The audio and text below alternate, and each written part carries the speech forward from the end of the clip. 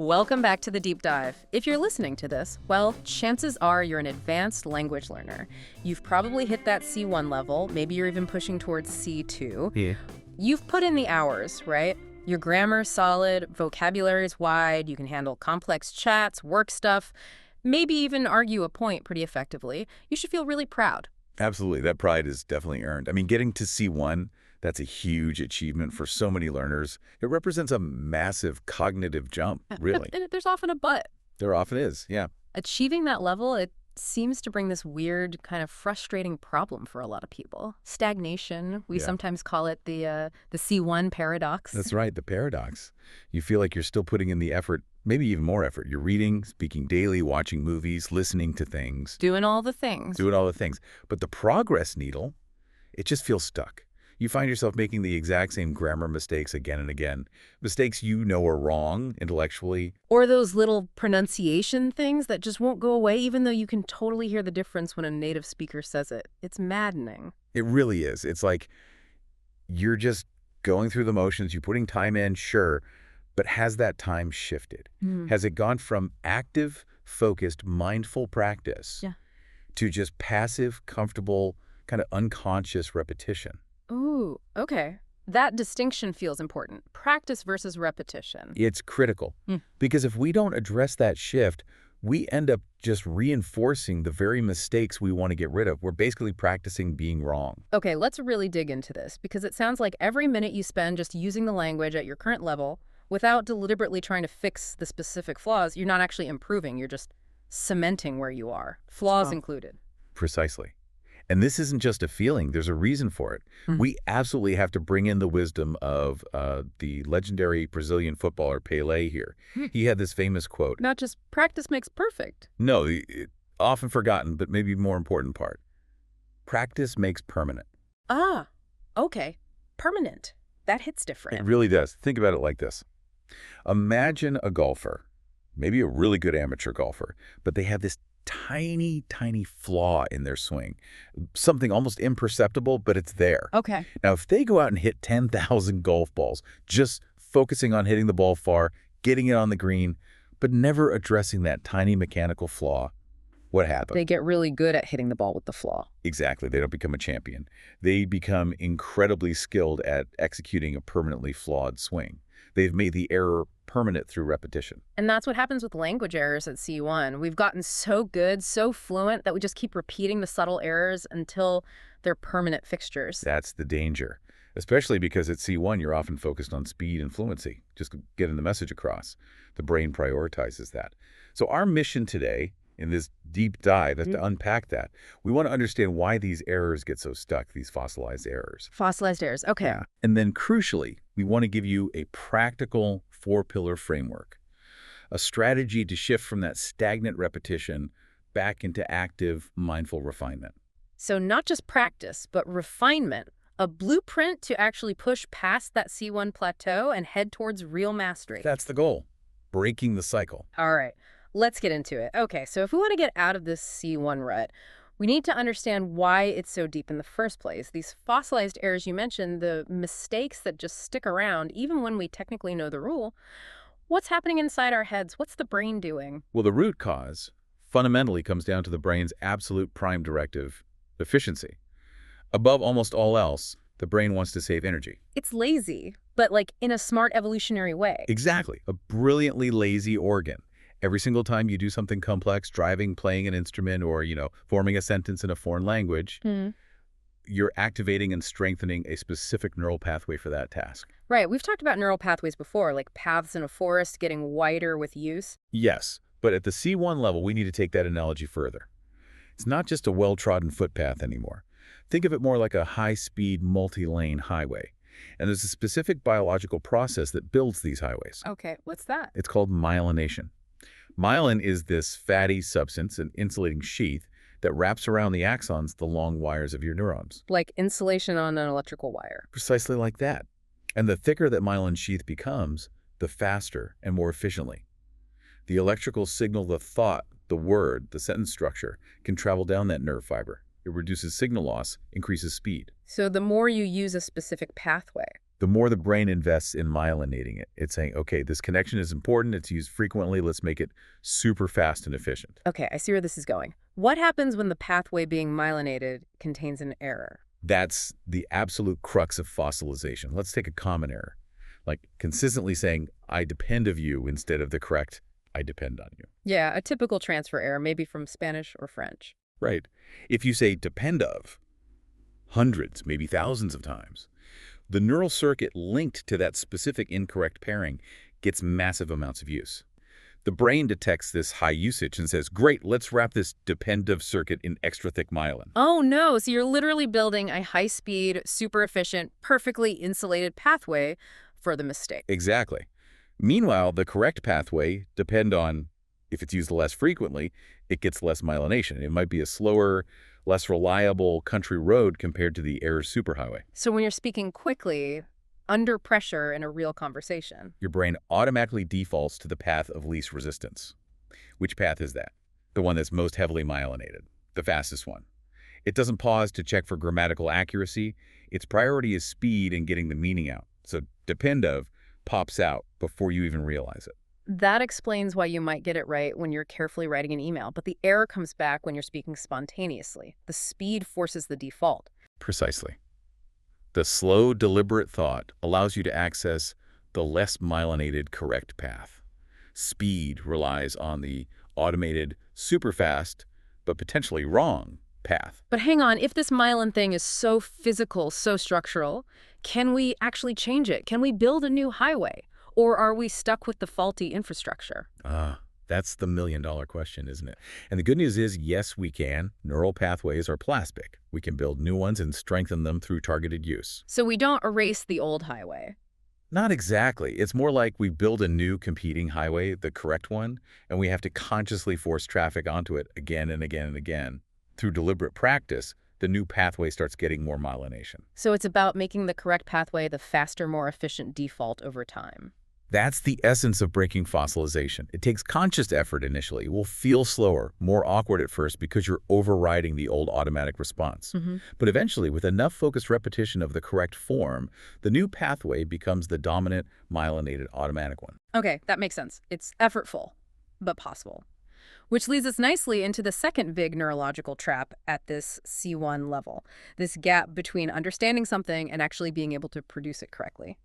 The illusion of comprehension versus the reality of production. Yes, this is a huge one for advanced learners. Your receptive skills, your reading and listening, they often skyrocket. You can understand complex articles, nuanced movie dialogue, maybe even grasp sophisticated humor. You feel like, I get it. I understand the present perfect continuous. Exactly. And because you understand it passively when you see or hear it, your brain kind of files it away as known. The illusion is comprehension equals mastery. But it doesn't. Not at all. Comprehension is largely passive. It involves certain brain areas, like Wernicke's area, that are dedicated to decoding language input. But production speaking or writing spontaneously under pressure, that's a completely different beast. It's active. Highly active. It involves different neural circuits.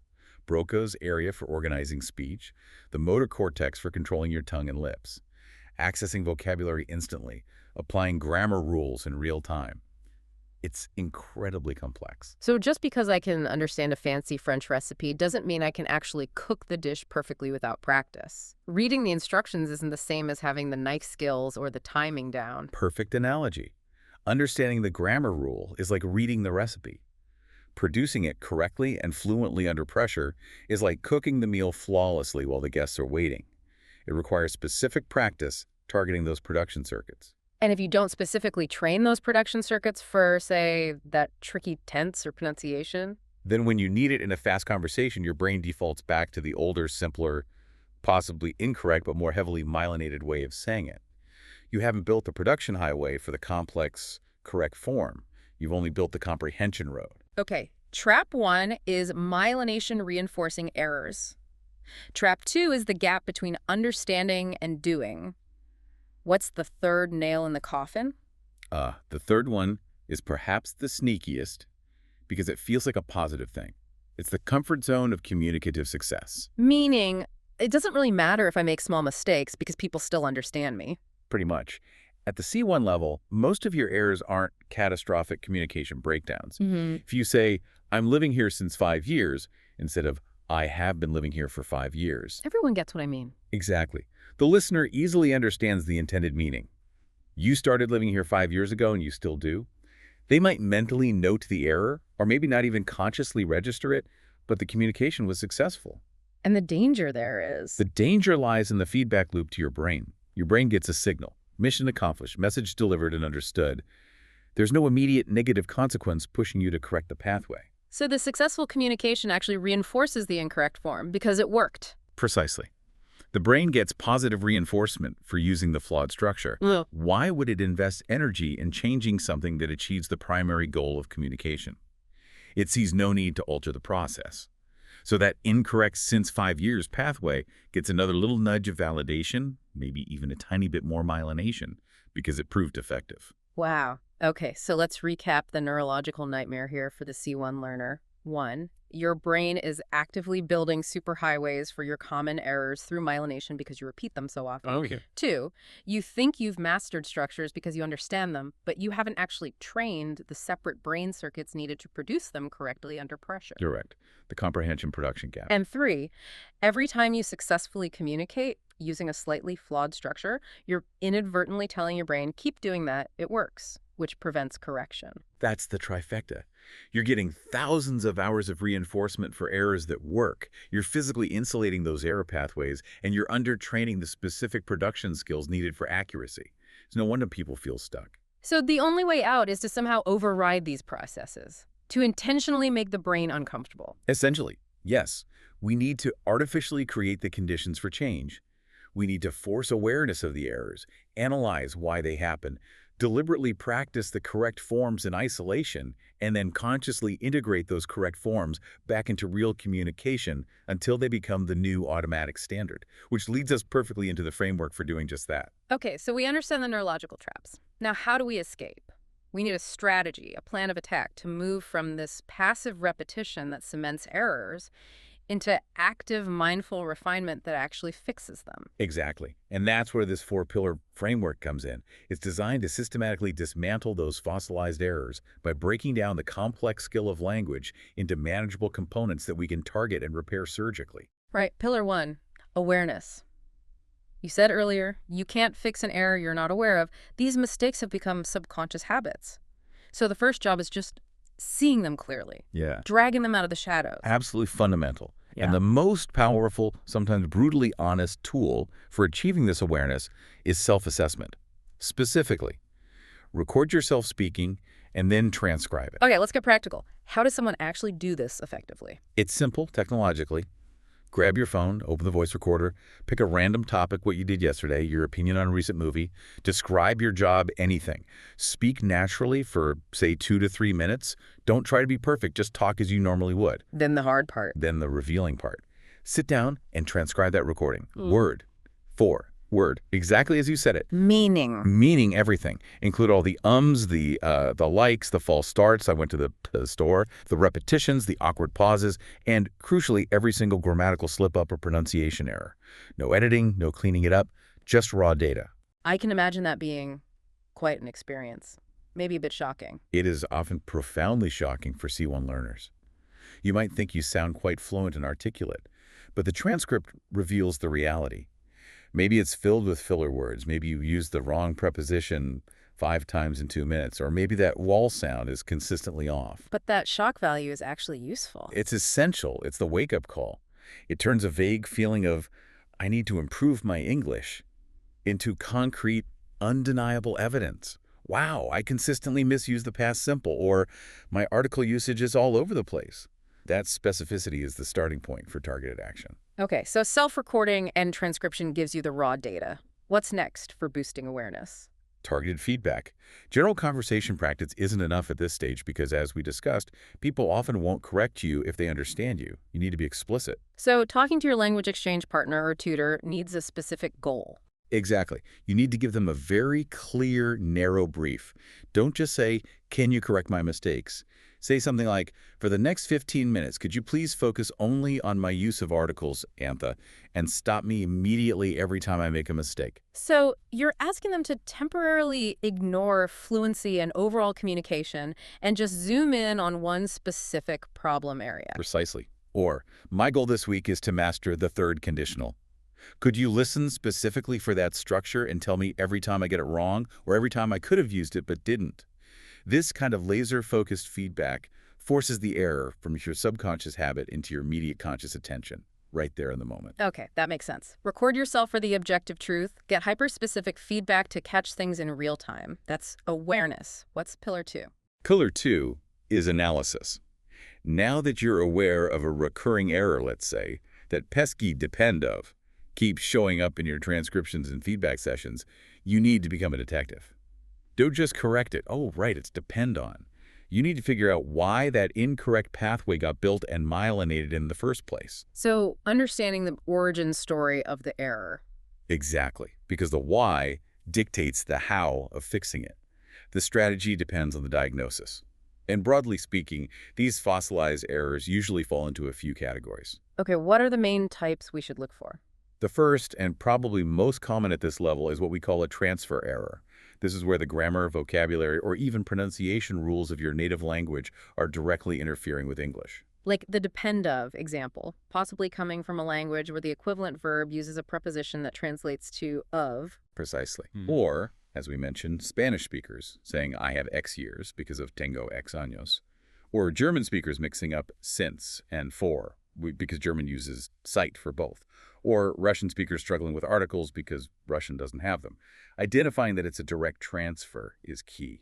Okay, so transfer errors. What's another major type? Overgeneralization.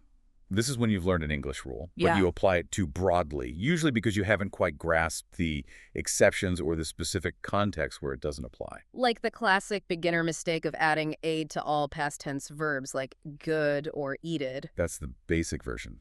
At C1, it's often more subtle. Maybe you overgeneralize the rule that to is followed by an infinitive verb. So you say, I look forward to see you because you see to and think infinitive. But in look forward to, the to is actually a preposition, right? So it needs the gerund form. Exactly. I look forward to seeing you. That's an overgeneralization of the infinitive rule, failing to recognize the prepositional function of to in that specific phrasal verb chunk. Another example might be saying, discuss about overgeneralizing the idea that many communication verbs take prepositions. Okay, transfer errors, overgeneralization errors, any others? Well, sometimes it's important to distinguish these ingrained habits from simple performance slips. You know, just a one-off mistake because you were tired, distracted, or speaking too quickly. So if it only happens once in a blue moon, maybe don't overthink it. Right. If you generally use articles correctly but miss one when you're exhausted, that's probably just a slip. But if your recordings consistently show article problems, or if feedback highlights the same preposition error repeatedly, then it's likely a fossilized transfer or overgeneralization issue that needs systematic work. So how do we keep track of this analysis? How do we make it systematic? The essential tool here is the error log, but not just a list of mistakes. It needs structure to facilitate analysis and planning. I recommend 4 specific columns. Okay, column 1. The error. Write down the exact mistake you made. For example, I look forward to see you. Column 2. The correction, the right way to say it. I look forward to seeing you. Column 3, this sounds like the crucial analysis part. Yes, the root cause. This is where you diagnose why you made the error. Was it transfer from L1? Write that down. Was it overgeneralization? Explain which rule you overgeneralized. In the look forward to see example, you'd write overgeneralization. Treated to as part of an infinitive, but it's a preposition in this phrasal verb requiring a gerund. Okay, that forces you to actually understand the rule or the interference pattern in column 4. The most important one for moving forward, the strategy. This is your specific action plan to fix this error. It cannot be vague like study more. It has to be concrete. So for the look forward to seeing error, what would a good strategy be? Something like 1. Memorize look forward to plus verbing as a fixed chunk. 2. Write 5 original sentences using this chunk with different verbs. Example, meeting, starting, finishing, hearing, receiving. 3. Practice saying these sentences aloud. This creates a clear, actionable plan directly targeting the the diagnosed root cause. I like that. Awareness shines the light, analysis figures out why the shadow is there, and the air log documents it and creates a plan. What's pillar 3? Pillar 3 is isolation. Think of this as targeted practice, like going to the driving range in golf or practicing scales on a piano. You identified a specific flawed component through awareness and analysis. Now you need to drill it intensely in isolation before you try to use it smoothly in a real game or performance. So taking the error completely out of the context of normal conversation and just working on that one specific thing. Exactly. We need to build and myelinate the correct pathway through focused, deliberate repetition without the cognitive load of trying to communicate complex ideas at the same time. Okay, how does this look in practice? Let's say the analysis showed a pronunciation problem, like difficulty with the sound, for a learner whose native language doesn't have it. For phonology, you use drills. Specifically, minimal pair drills are fantastic. You isolate the target sound and practice contrasting it with the closest sound you might be substituting, perhaps S or T. So practicing pairs like think versus sink, or thank versus sank, or three versus tree. Precisely. And you don't just say them once. You record yourself saying these pairs. Listen back critically. Can you hear the difference? Use online dictionaries with audio to compare. Focus intensely on the mouth position, tongue between the teeth. 4. Repeat until your production is consistently accurate and distinct. It's tedious, yes, but it's rewiring the motor program for that sound. Okay, that's for sounds. What about grammatical errors identified in the error log, like that look forward to seeing structure? For grammar, the key technique is using sentence frames. You take the correct grammatical structure you identified in your analysis, create a fixed frame, and then drill it by substituting different vocabulary items into the slots. So for the look forward to error, the frame is, I look forward to verbing. Yes. And the drill would be actively generating and saying sentences based on that frame. I look forward to meeting your team. I look forward to starting the new project. I look forward to hearing from you soon. I look forward to celebrating with you. You're burning the correct pattern into your brain through repetition. It sounds a bit like old school grammar drills, which sometimes get a bad rap. They get a bad rap if that's all you do because it can lead to robotic speech if you never move beyond it. But as a targeted tool in this isolation phase, focused drilling is incredibly effective for overriding a specific, fossilized, incorrect pattern and building the correct neural pathway. You're making the correct form more accessible, more myelinated than the error. So the key is that this isn't the end goal. It's a necessary surgical step before the final pillar. Exactly. Isolation builds the correct component. Pillar 4 is about integrating that corrected component back into the whole system of spontaneous speech. Okay, pillar 4, integration. We become aware of the error, analyzed its roots, and drilled the correct form in isolation. Now, how do we make sure that correct form actually shows up when we're talking or writing naturally, not just in the practice drills? This is the crucial transition. We need strategies to consciously bridge the gap between the controlled environment of the drill and the unpredictable environment of real-world communication. How do we do that? It feels like the old error highway will just take over again as soon as we're not concentrating so hard. It will, initially. That's why the first integration technique is using a trigger.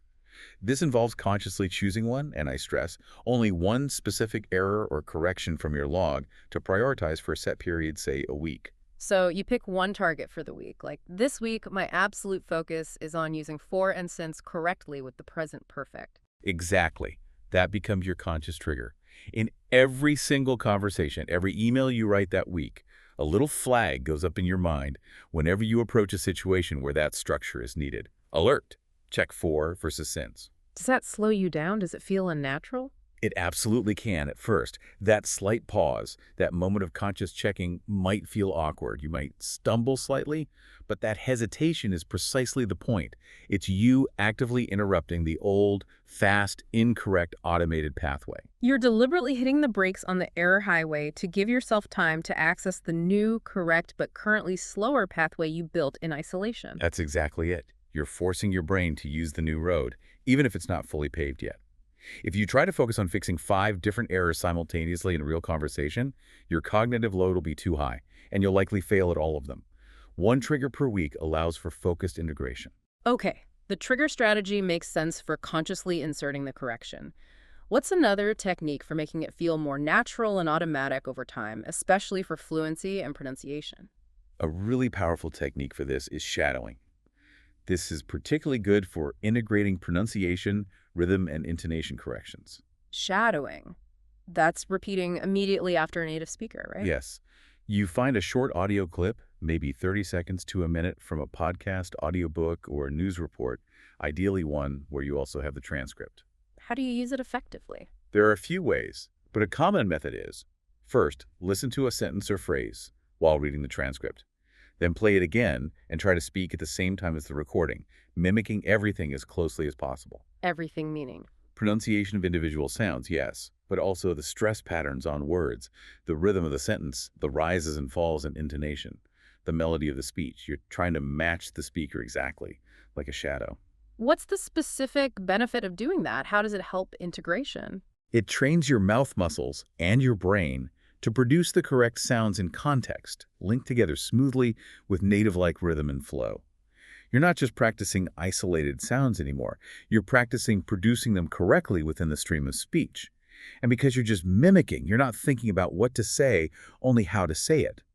This frees up cognitive resources to focus purely on accurate production mechanics. So shadowing helps automate the physical production of the corrected sounds and patterns in a more natural, connected way. Exactly. It helps bridge the gap from isolated sound drills to fluent, accurate speech. It trains the link between hearing the correct form and producing it immediately and accurately. Awareness, analysis, isolation, integration. It's a clear path. It sounds like work, though. It is work. There's no magic bullet for breaking fossilized errors. Yeah. But it's targeted work, strategic work, that actually leads to progress, unlike hours of mindless repetition. Let's make this even more concrete. Can we look at some real-world examples? How have advanced learners actually used this framework to tackle specific, stubborn problems? Absolutely. These case studies really bring the framework to life and show that, yes, it takes effort, but you can dismantle these deeply ingrained errors. Hashtag tag Germany, the preposition problem. Okay, first up, Lena, an architect from Germany. What was her specific C1 challenge?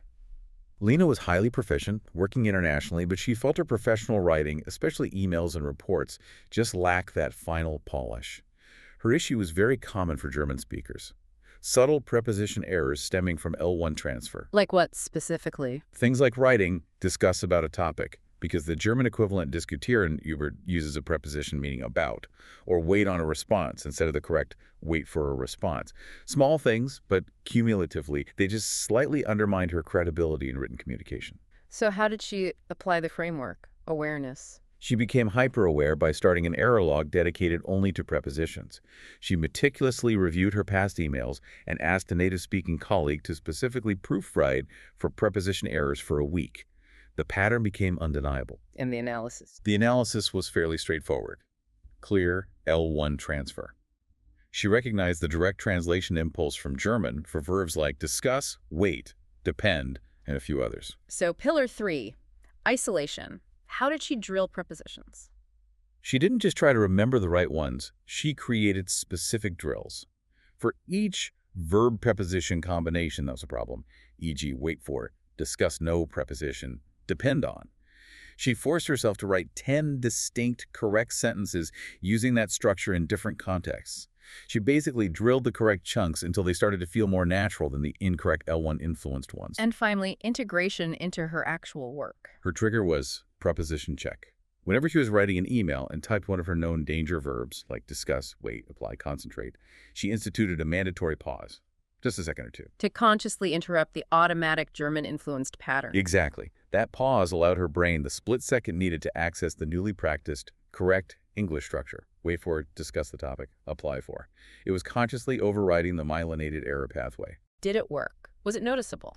It took consistent effort for a few months. She said it felt slow at first. But yes, it worked. The errors decreased dramatically. The ultimate validation came when a major international client specifically complimented her on her impeccable English in a project proposal. That direct feedback showed the refinement effort had translated into real-world professional impact. Hashtag 2. Kenji, the IT specialist, Japan. The pronunciation plateau. Okay, next case. Kenji, an IT specialist from Japan. His plateau sounds like a really common one. Yes, a classic pronunciation challenge for many Japanese learners. Distinguishing between the R and L sounds, especially in fast conversation, words like light, and right or collect and correct would sometimes get blurred. He'd been C1 for years, but this issue persisted despite lots of general speaking practice. So awareness for Kenji, how did he realize the extent of the problem? He went aggressive with recording. He didn't just record free speech. He found texts online specifically loaded with tricky RL minimal pairs and read them aloud. Listening back was a shock. He realized that his ear, accustomed to Japanese phonology, was often hearing what he intended to say, not the sounds he was actually producing. The recording provided objective proof. Analysis. Well, obviously L1 interference, as Japanese doesn't distinguish RL in the same way. So isolation. How do you drill a motor skill like that? He used a combination of things. Minimal pair drills like Lena, contrasting read-lead, fly. But the game changer for him was using a pronunciation coaching app that provided visual feedback. Visual feedback, like seeing the sound wave. Yes, or sometimes diagrams showing tongue positions. Yeah. He found that just listening wasn't enough because his auditory perception was biased. But seeing the difference on the screen, seeing the spectrogram for a correct American R versus his production, or seeing the required tongue tip behind teeth position for, that visual data was objective. It gave him a concrete target to aim for physically. So he could see and hear the difference he needed to make. Did he use any other drills? He also used tongue twisters, like the infamous red lorry, yellow lorry, but with a crucial modification. He practiced them incredibly slowly at first. His goal wasn't speed, it was perfect articulation of each R and L sound, consciously placing his tongue correctly every single time. And integration. How did he bring that slow, careful articulation into natural speech? His main integration strategy was shadowing. He chose American news anchors known for clear standard pronunciation. He'd shadow short segments repeatedly, focusing intensely on mimicking the feel and placement of their R and L sounds within the flow of natural sentences. He wasn't analyzing grammar. He was physically training his mouth to move correctly at speed by copying a model. And the result for Kenji? The payoff came when a colleague, unaware of Kenji's targeted practice, remarked, "Your English sounds much clearer lately, Kenji, easier to understand." That spontaneous feedback confirmed that he had successfully rewired that specific motor skill through deliberate focused practice, moving beyond the plateau where years of simple repetition had failed. #3. Chloe, a project manager, France. The article agony. All right, Chloe from France. Fluent, confident, but article problems. That sounds incredibly common too. And they can be nightmares. Absolutely, especially for speakers of languages like French, where article usage rules differ significantly. Chloe was a C1, maybe even C1 plus way, very comfortable speaking, but her speech, while fluent, was just littered with missing articles or incorrect ones. I went to the university when referring generally, or he is the engineer. It was a deep-seated transfer error. She knew the rules intellectually, I assume. Oh, completely. If you gave her a grammar test, she'd likely ace the article section. But in spontaneous speech, the French patterns took over. Awareness came from recordings and feedback. Analysis confirmed L1 transfer. The key was her isolation and integration strategy, which was quite confrontational. Confrontational, how so? She worked intensively with a tutor, but not for conversation practice. The tutor's sole job was article enforcement. They used specific prompts designed to force article decisions constantly. Things like, describe the room you are in right now.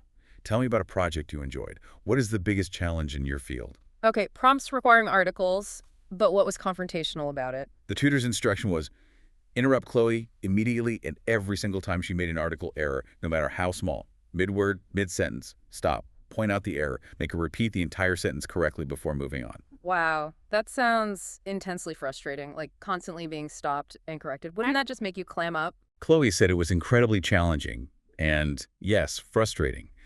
But that frustration was actually the mechanism for change. Remember? The comfort zone of communicative success. Her normal C1 fluency meant she rarely got negative feedback for these small errors. Because people understood her anyway. Right. The constant, immediate interruption provided the powerful, unavoidable negative feedback her brain needed. It signaled error. Communication attempt failed. Must correct. It broke the automaticity of her fluent but flawed speech. It forced her to consciously think about every single article choice in real time, rather than relying on the automated French-influenced habit. Exactly. That relentless, targeted pressure during the isolation integration phase, because the tutoring combined both, eventually forced her brain to rewire. It took time, but the result was that correct article usage started becoming automatic. She reported that the right articles began just coming out without conscious thought, finally breaking that decades-old fossilization. #4. Carlos, a university student, Brazil, the writing rut. Okay, last one. Carlos, a student from Brazil. His issue wasn't speaking, but academic writing. Right. Carlos was bright, had great ideas for his university papers, but his writing mechanics were holding him back. His C1 English proficiency was clear in his vocabulary and general understanding, but his essays were plagued by run-on sentences and comma splices, essentially, joining long independent clauses improperly. This is a structural issue sometimes linked to Portuguese sentence flow. So, good content, but poor delivery in writing. How did he become aware? His awareness technique was brilliantly simple but effective. He started using the text-to-speech or read-aloud function built into his word processor. He'd finish drafting a paragraph, then have the computer read it back to him.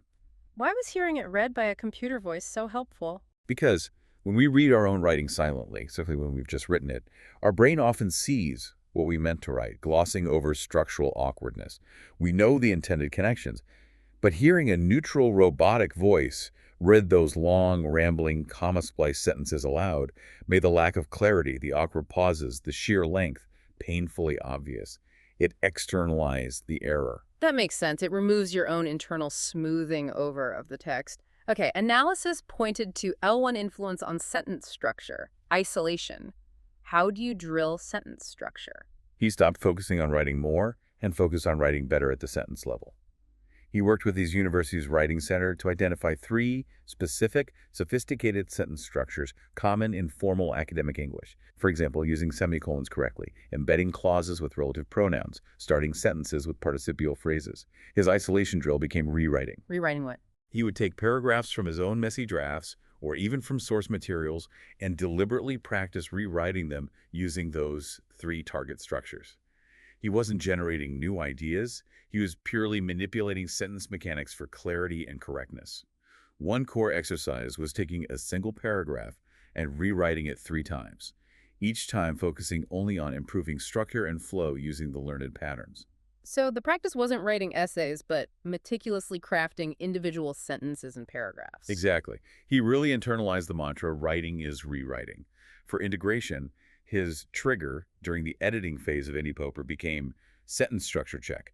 He wouldn't just proofread for typos. He'd actively analyze if his sentences were varied, clear, and correctly punctuated according to the academic patterns he practiced. And the result for Carlos? Tangible results. His grades improved, but more importantly, the feedback from his professors shifted. One specifically noted a dramatic improvement in writing mechanics and clarity. It proved that shifting from just producing volume, mindless repetition, to focusing on structural refinement, mindful practice, paid off exactly where it mattered for his academic success. Hashtag, tag, outro, synthesis, and final thought. So these stories, I hope, really drive home the point that C1 plateau. It feels like a solid wall, but it's really more like a fork in the road. One path is just continuing as you are. Comfortable, mostly understood, but kind of stuck. Stagnant fluency, you called it. Right, where your errors are permanent fixtures. The other path, the path to true refinement and maybe even mastery, it requires a different approach. It requires this mindful practice framework. And let's be honest, that path involves embracing things that feel uncomfortable. It means actively looking for your mistakes, which nobody really enjoys. It does. It means seeking out criticism, maybe even paying someone to interrupt you constantly like Chloe did.